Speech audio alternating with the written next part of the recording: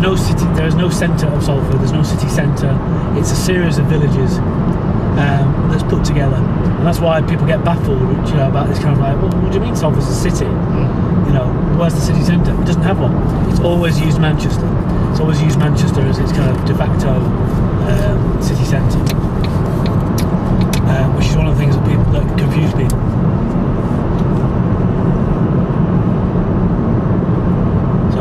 Earlham's all Highclere here, Pendlebury, Pendleton, these kind of areas, all little villages basically.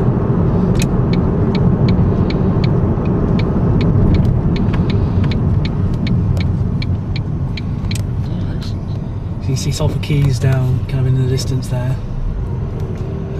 which literally used to be the quays of Salford, the Manchester Dock Company. It's now all fancy down flats and fancy down buildings and fancy down businesses. It's Tom Bloxonville now, isn't it? Yeah, absolutely. That's a good way of describing it. I shall use that again. When it's telling you about, playing around Broughton and, Bernard growing up around Broughton, this is what we're talking about now. It's one of it's the forgotten part of Salford, in the sense that it's the only bit that hasn't improved. It's the only part of Salford that's actually gone down the nick. So they're trying to put that right now. So by a lot of investment and new housing and this, that, and the other. But this is when people refer to Broughton, the streets where Bernard grew up, and it's all long gone now. That's an industrial estate now. But yeah, this is Broughton as it is now. Salford bin lorry. Salford a couple of years ago decided, what colour should we have? I know, let's make everything pink. So everything in Salford is pink, including the dust carts and the signs and the vans and all the rest of it. The Salford livery is pink. Quite who thought that was a good idea? I'm really not too sure. Nice and cheery. Yeah, but how would you fancy driving around in a pink lorry? Wouldn't worry me. It wouldn't worry me. You're fully confident then, are you? Absolutely, mate. Absolutely. A fine piece of work it is too. And what comes after that then is kind of dependent, I suppose, on what happens next. It'll definitely lead into a sort of video content, website content. It would certainly lend itself to a tour, and I'm going to do one for some journalists week after next, coming up from that London. I think it'd make a nice book as well, but then again I always say that, don't I? So yeah, who knows, but certainly the map side of it's done. So I actually thought there was going to be like an actual bus tour type thing. Well, one of the ideas that would lead on to it would be, maybe every first Saturday of every month, something like that. Yeah. We could do, get a charabanc, get a bus, go around, a few selected sites, see which ones people want to do. I think that'd be great. It'd be really nice. I'd certainly be up for that. There was a Manchester one, wasn't there, last year sometime? There's been a Manchester one on and off for quite a few years. In fact, Chris Lee, CP Lee, used to do one. They used to start from the corner house and kind of go around. Now, I don't know, maybe kind of people are kind of wise to that kind of the Manchester thing now, and whereas the Salford thing is a bit more unusual. And I don't think the majority of people know where things are. You'd be amazed how many people don't even know where Salford Lads Club is, and people who live here don't even know where it is. So, and then when you start getting into the kind of really obscure stuff, then yeah, it's that's specialist stuff, and so I'm the man to provide it.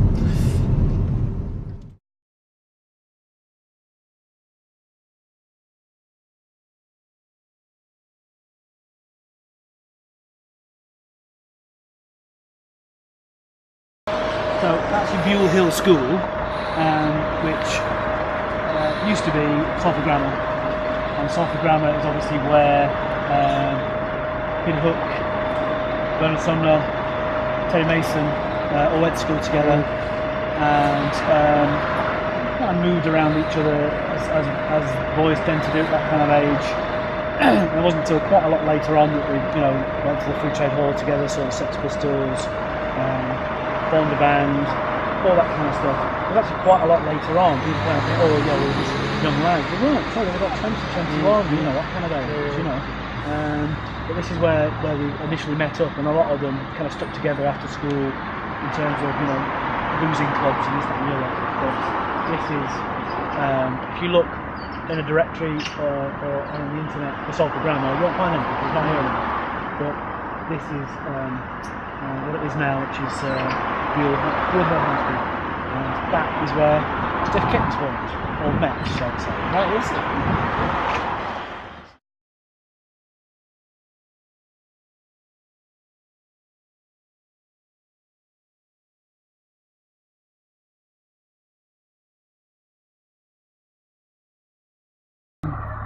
If you were going to pick a fight with anybody, or if you wanted to pick on anyone, you definitely want to pick a fight with the kids from De La Salle.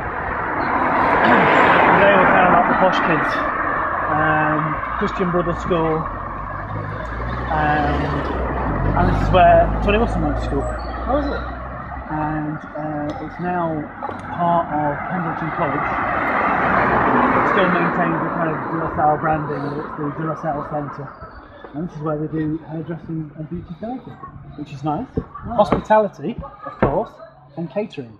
So yeah, if you wanted to, if you're from Salford Grammar over the other side of the park, and you wanted to organise a big old fight with the De La Salle boys, right in the middle of the park is where you do it. So this is where Tony Wilson went to school. And interestingly, you'll like this one. Can you guess what it is yet?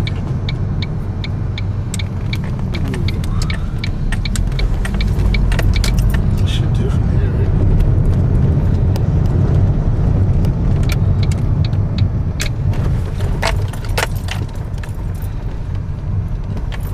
Well, then, give us a clue. It's the Willows, Salford, which is Salford's premier kind of good night out kind of place. Oh, right, yes. It's often referenced by Morrissey. And in fact, when he played his gig at the Lowry, his opening words were, "Oh, it's just like the Willows." And it's a good old-fashioned, proper tribute band, chicken in the basket, good night out kind of place. The Phoenix Club. Much fancier than that, actually. much fancier. And I really like it because in 1989 they had their annual talent competition, and beaten into third place for the talent competition was young vocalist Gary Barlow, and he was beaten by a country and western band, a solo girl singer. And so Gary was beaten into third place, and he obviously decided that this solo lark wasn't for him, and a matter of weeks later applied to be in a band that was being put together, and went on to be in Take That. Fantastic. So the experience of being beaten into third place in the Search for a Star competition for young Gary Barlow at the Willows was obviously a chastening experience. In fact, you could say it was an experience he'd never forget. Oh, classic. Oh, And brilliant. relax. Thank you so much. At least a rim shot. But there is a Factory Records connection, now I think about it, because lots of people have entered the talent competition here at the Willows. Lisa Stansfield has entered, and a persistent and perpetual entrance was a young Miss Rowetta as well. And in fact, I have her entrant form for one of her applications for the Search for a Star competition. Of course, from the Mondays. And I've actually got Gary Barlow's scorecard as well, just to show how badly he was beaten. And to be fair, it was pretty close, but he was fair and square third place for the Search for a Star for 1989. So you never know. You never know. Let's get in there now. Right, this is Hilton Street, little back road. That's Broughton Baths there. All right. Tim Burgess from the Charlatans learnt to swim in those baths. Excellent. Okay. Hilton Street, which is just a little back street, just off the Berry Road, and you can't miss it because there's a big McDonald's there on the corner. And here, there's two sites of interest here. One, which is the Hilton Street rehearsal rooms, and just below that, just a bit lower down from that, was Pinky's. And Hilton Street rehearsal rooms is where Certain Ratio, Joy Division, Fast Cars, all the punk and post-punk bands around Salford used to rehearse here. It was like the Salford equivalent of TJ Davidson's. And this is where they would rehearse. And if they played the cards right, they would be allowed to play at Pinky's, which was part of the same kind of building. And so this is where, you know, don't necessarily believe the hype. Yeah, people went to TJ Davidson's, but more likely, Salford bands would, including Joy Division, would rehearse at the Hilton Street facility, which was right here. Fantastic. This actual building. Well, the building's not there anymore, but the guys that got to come down here basically said this is pretty much where it was. The building was. There used to be a big kind of what do you call it? A big theatre cum bingo hall, and it was attached to that. That's all been flattened. McDonald's is there now, so this is pretty much where the site was. And we brought some of the lads from Fast Cars, who are one of the kind of nearly made it kind of Manchester sort of punk pop bands, and they used to rehearse here. And they tell a nice story about someone coming out of the rehearsal rooms and them saying, and Joy Division coming out as well, and talking about the car not working, and one of the lads said, oh yeah, I think the battery's gone. As well, you know, we'll give you a jump start. No, the battery's gone. So that was fairly popular around here at that time. But no, it's just a little back street area. If anybody knew where to find this, I'll give them some money, because this is a really nice kind of obscure one. Absolutely. Here. Nicely off the beaten track. You'd probably never find this without the aid of the map. And it's got the nice story there of people who used to rehearse here. Certain Ratio, Joy Division, Fast Cars, and plenty of bands you've never heard of. I've never even heard of Pinky's, Dave. If you read Bernard Sumner Confusion by that famous handsome author, Hanson, of course. Yeah, David Nolan, then it's all in there, mate. What can I say? You know. Yes. I'm doing it so you don't have to. Oh, I like it. Yeah. Right, we'll do one more. Okay. Is my A to Z there?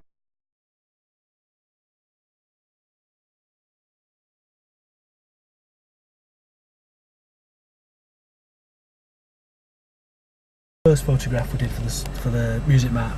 First story we did, I brought Paul Ryder here to have his photograph taken outside his old house on Coniston Avenue, and he said to me that he was shaking in the car, shaking because he's not been back here for so long, you know.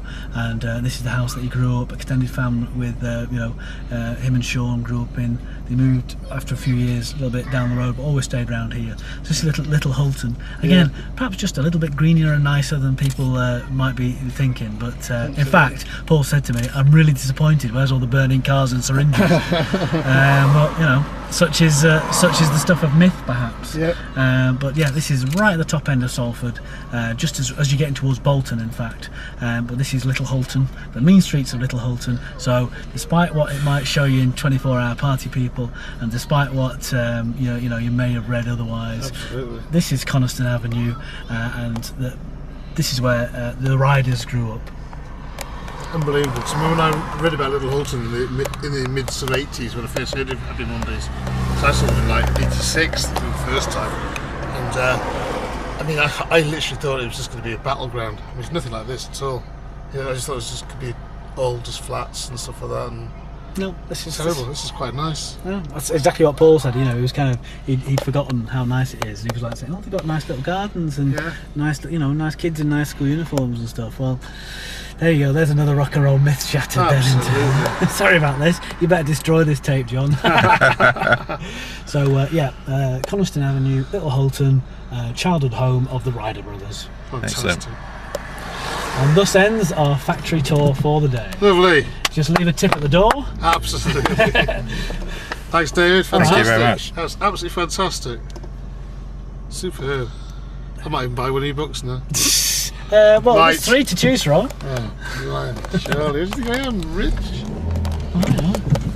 Actually, I wouldn't bother with the David Nolan book because it's not very good. Oh, I'll tell you what, I won't have anything to do with him in my flat anyway.